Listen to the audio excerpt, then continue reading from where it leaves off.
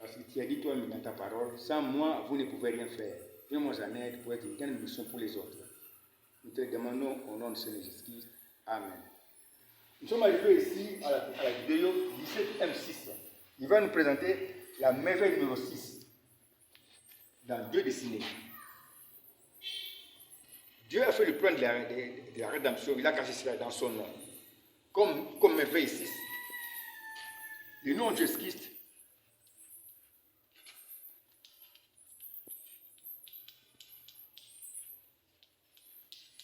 c'est le plan complet de la rédemption. C'est ça la prophétie, Jésus-Christ. C'est le plan complet de la rédemption.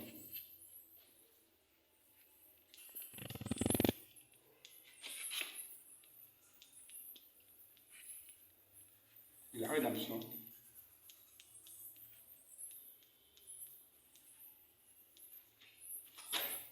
Plan qui est annoncé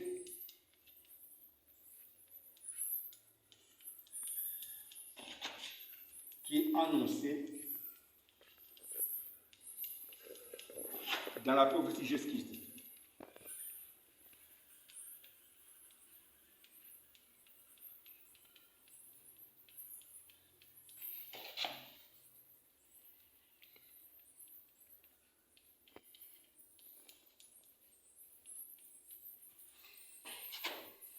Je répète ce que j'ai dit ici.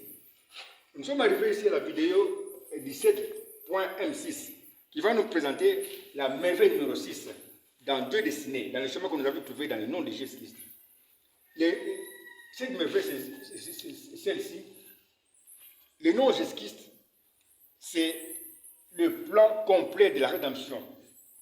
Plan qui est annoncé dans la prophétie Jésus-Christ.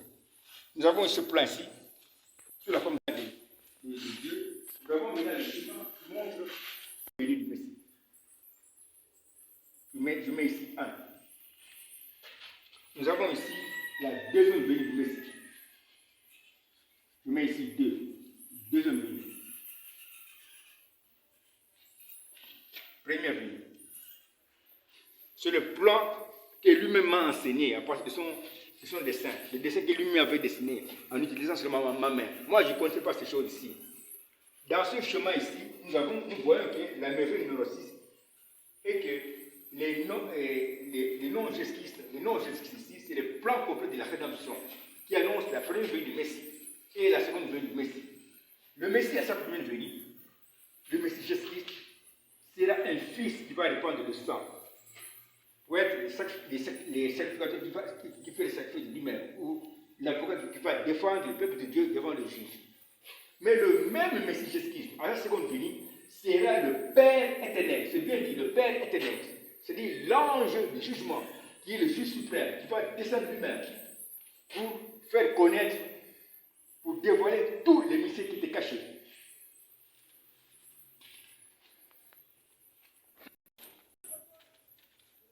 Le nom de Jésus-Christ, c'est le plan complet de la rédemption qui annonce la première venue de Jésus-Christ, du Messie Jésus-Christ, et la seconde venue du Messie Jésus-Christ.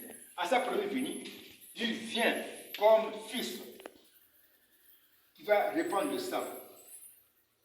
Ça, c'est l'ouverture du plan de salut. Il commence le plan de salut ici. Ça, c'est la clôture du plan de salut. Pour clôturer le plan de salut, Dieu lui-même, le Père éternel, va descendre au temps de la fin comme ange du Seigneur. Il va descendre comme juge suprême. Parce qu'il est juge, il a un message de jugement. Ici Christ, à sa première venue, il a le message de grâce. Le message de grâce. Le message qui accorde le pardon. Mais ici, il a le message de jugement. Un message du juge qui dévoile tous les mystères qui étaient cachés en lui-même. Ça, c'était un mystère qui était caché en Dieu, mais que Dieu a fait connaître à ses jours. Parce qu'il est descendu en tant que juge suprême qui dévoile les mystères en lui-même et aussi dans sa Bible. Sa Bible qui était scellée de cette sceaux. Lui, maintenant, il va ouvrir sa Bible. Comme ici, il a ouvert le plan complet de la rédemption. Ici aussi, il fait de même. Ici, on m'a présenté des choses sous forme de dessin. Mais dans le ministère du prophète Branham, on a présenté les mêmes choses dans l'ouverture des sceaux. Ici, maintenant, Dieu qui descend en tant que Père éternel, il vient maintenant comme l'ange de jugement, juge suprême, avec un message du juge qui dévoile tous les mystères cachés qui étaient cachés en Dieu, comme ce chemin ici. Ce chemin était caché en Dieu. Et aussi dans les sceaux. Dans le livre qui était scellé de cette sceaux. Nous avons vu que dans le chemin du nom de Jésus-Christ, Dieu avait promis le plan complet de la rédemption. Comme merveille numéro 6, le nom de Jésus-Christ, c'est le plan complet de la rédemption qui énonce la première venue et la seconde venue du Messie. Le même plan se trouve aussi dans Luc 2, 35. Et la grande prophétie de l'aveugle Simeon qui a tenu bébé Jésus dans ses bras. Ici, nous allons montrer que la prophétie Jésus-Christ, qui est le plan commun de la rédemption, était aussi annoncée dans par la bouche de l'aveugle Simeon dans Luc 2, 35. Il a tenu l'enfant Jésus dans ses bras. Mais quand on lit ça, c'est comme s'il parlait à Marie. C'est lui qui m'a enseigné ceci, qui est l'auteur de la Bible, m'a fait comprendre. Si Simeon n'a pas parlé à Marie, il parlait au bébé Jésus. Parce qu'il avait le bébé Jésus dans ses bras. On va découvrir ici que c'est la même prophétie qu'on a trouvée dans le nom de Jésus. Et à toi-même, une épée te transpercera l'âme. Une épée te transpercera l'âme. Pourquoi? Afin que les pensées, on parle ici des pensées, de beaucoup de cœurs soient dévoilées. Maintenant, faisons le dessin de ce qui est dit ici. Parce que moi, je suis dessinateur. Celui qui m'enseigne à partir des dessins. C'est ça pour le Bible. Maintenant, voici ce que la Simeon a annoncé, mais dans le corps de Jésus que nous avons dessiné. Voici maintenant l'épée qui pénètre pour aller transpercer l'âme. Parce que c'est bien dit. Et à toi-même, c'est bien dit ici. C'est bien dit ici. Et à toi-même, une épée te transpercera l'âme. Or, avant que l'épée puisse arriver dans l'âme, cette épée-là doit d'abord traverser le corps de chair. C'est ça ici. Avant d'arriver dans l'âme, l'épée traverse d'abord le corps de chair. C'est pourquoi le corps de chair maintenant saigne. Nous avons marqué ici 1, qui annonce ici la première venue du Messie. Quand le Messie viendra dans cette première venue, il va répandre son corps de chair, il va répandre le sang. C'est ce qui est révélé ici dans le chemin. Quand l'aveugle Simeon a annoncé la prophétie, il a annoncé ici en signe de divinité. Avant d'arriver dans l'âme, l'épée a d'abord transpercé le corps de Christ. Le corps de Christ maintenant a saigné, va saigner. Maintenant, on arrive ici. Finalement, l'épée dans ce mouvement arrive dans l'âme. Or, l'épée ne peut pas blesser l'âme.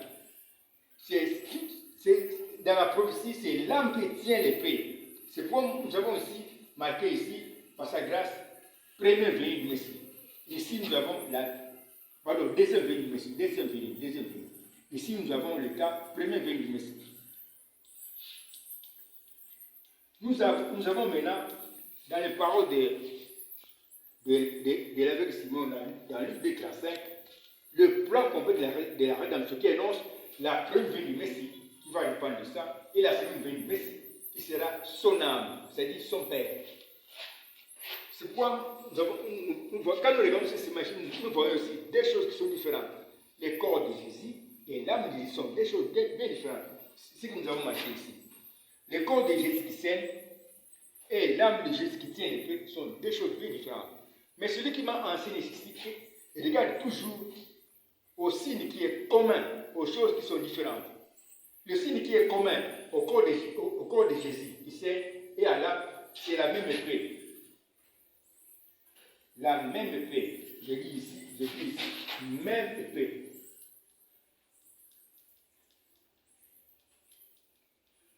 La même épée devient un signe de liaison qui unit le corps de chair et l'âme dans le chemin de prophétie. Le corps de Jésus.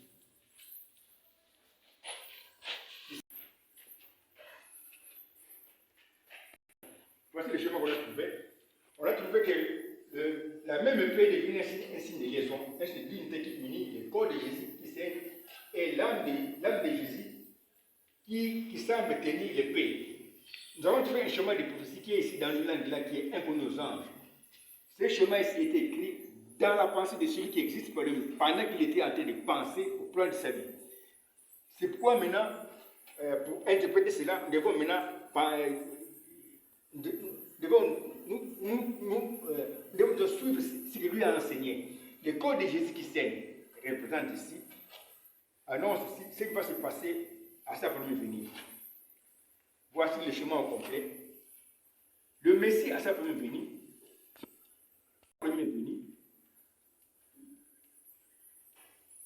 prendre le sang.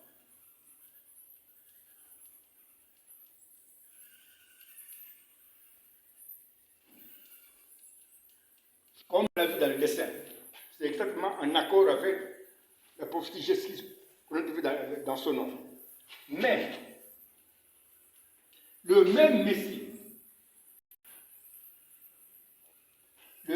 Jésus-Christ,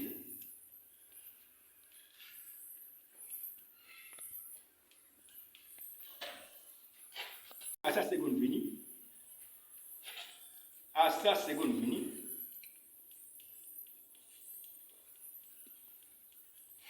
son ange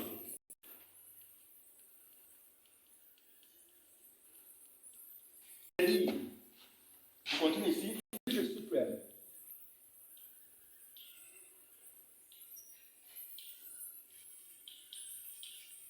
Il va dévoiler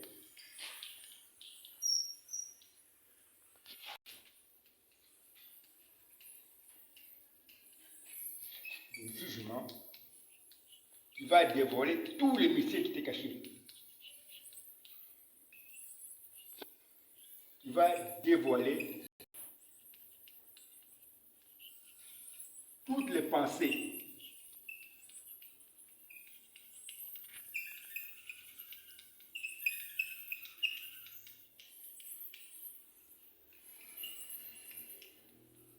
qui étaient cachées.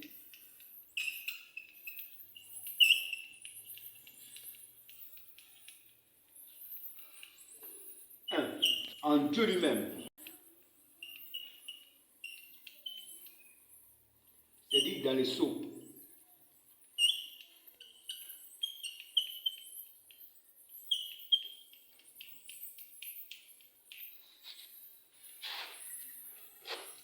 On revient un peu ici. Ici, dessiné les paroles de l'aveugle de Siméon. C'est une grande prophétie qui est en accord avec la prophétie Jésus-Christ que nous avons dessinée sous forme de nom.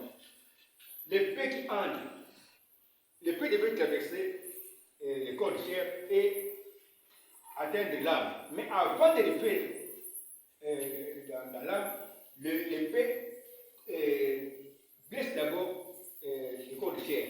Ceci annonce ce qui va se passer au temps de la première venue du Messie. Le corps de Jésus va répandre le sang. Ça, c'est ce qu'on devons remarquer ici. C'est lui-même qui m'a enseigné ceci. Mais finalement, le feu va arriver à la fin, c'est-à-dire à la fin de la course, dans l'âme. Mais l'âme ne peut pas être blessée. C'est là que dans la pensée de Dieu, dans la prophétie, c'est là que dit seulement que l'âme de Jésus va tenir l'épée. Ici, on nous annonce le deuxième venue du Messie. C'est une façon de voir les choses. Le corps de Jésus et l'âme sont deux choses bien différentes. Mais celui qui m'a enseigné ceci regarde toujours au signe qui est commun aux choses qui sont différentes. Ce signe qui est commun ici, au corps de Jésus et à l'âme, c'est la même épée. C'est pourquoi j'ai marqué ici la même épée. La même épée devient maintenant un signe de l'unité, un signe de liaison, où les pasteurs, signe de l'unité qui unit le corps de Jésus et l'âme dans un chemin de prophétie que nous avons dessiné ici. Qui annonce maintenant ce qui va se passer à la première venue du Messie et aussi à la seconde venue du Messie. À la première venue du Messie, le Messie Jésus-Christ va à sa première venue répandre le sang. Ça, c'est un accord avec la prophétie Jésus-Christ. Mais le même Messie Jésus-Christ sera à sa seconde venue l'ange du jugement, c'est-à-dire le juge suprême, autrement dit le Père éternel lui-même, en accord avec la prophétie Jésus-Christ, qui aura un message de jugement, qui va dévoiler toutes les pensées, c'est-à-dire tous les messages qui étaient cachés en Dieu et dans sa Bible. Et puisque lui, il vient en tant qu'ange Seigneur, ange du jugement, qui dévoile tous les messages cachés, son nouveau nom, c'est Christ, le Saint-Esprit, Son nouveau nom, c'est la révélation de la parole. Ou bien la parole qui est révélée. On vient mettre ça ici.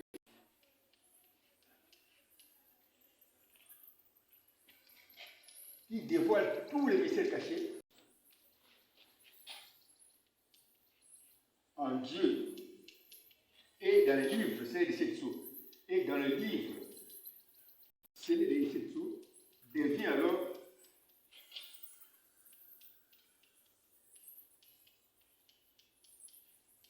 la révélation. Porte alors un nouveau nom. Porte alors comme nouveau nom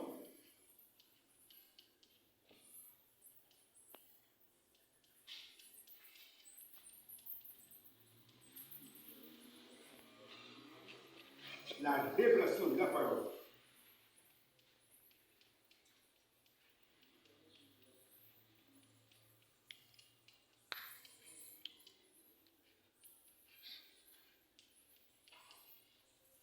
Ou la parole révélée.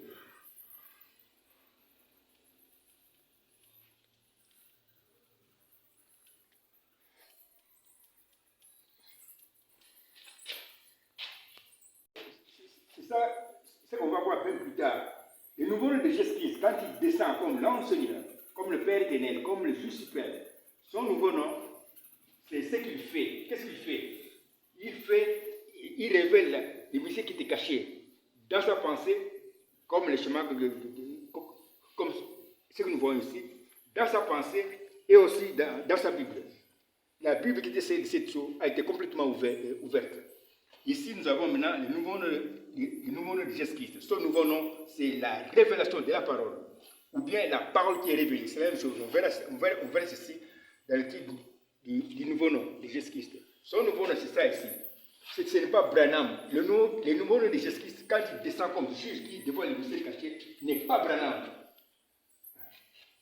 Son nouveau nom, quand il descend comme l'ange qui dévoile les mystères cachés, c'est ce qu'il est. Il est la parole qui révèle les choses. Il est la révélation de la parole. Il est la parole qui est révélée. La parole qui est révélée par Dieu lui-même. On s'arrête ici, on va continuer après. Dieu béni, merci pour ta conduite, pour ta grâce bien nécessaire. Et amener les gens à comprendre que le nouveau nom de Jésus-Christ, comme on va le démontrer plus tard, n'est pas vraiment Branham. Le nouveau nom de Jésus-Christ, c'est réellement ce qu'il est. Il est la révélation de la parole. Merci pour tout ce nom de Jésus-Christ. Amen.